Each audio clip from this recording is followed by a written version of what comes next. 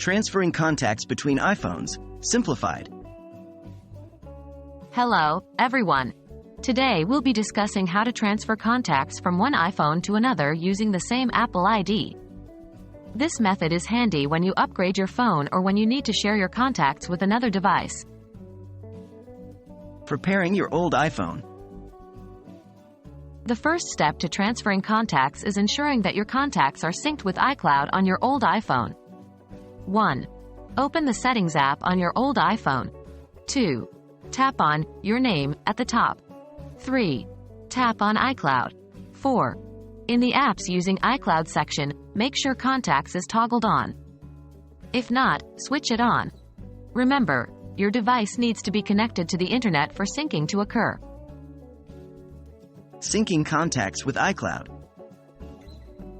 With Contacts toggled on, your iPhone will automatically sync your contacts with your iCloud account. This could take a few minutes or longer depending on how many contacts you have and the speed of your internet connection. 1. If you want to force a sync, scroll down in the iCloud settings and tap on iCloud Backup. 2. Tap Backup now. This will back up your entire iPhone, including contacts, to iCloud. Preparing your new iPhone. Now it's time to set up your new iPhone. If you've already gone through the setup process, you'll need to reset your device before you can restore from an iCloud backup. If not, follow these steps. 1. Start up your new iPhone. You'll see the Hello screen. 2. Follow the on-screen instructions until you reach the Apps and Data screen. 3.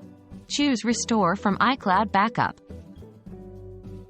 Restoring contacts from iCloud Backup. After selecting to restore from an iCloud backup, you'll be prompted to sign in with your Apple ID. 1. Sign in with the same Apple ID you used on your old iPhone. 2. You'll see a list of backups. Choose the most recent one that has the contacts you want to restore. 3.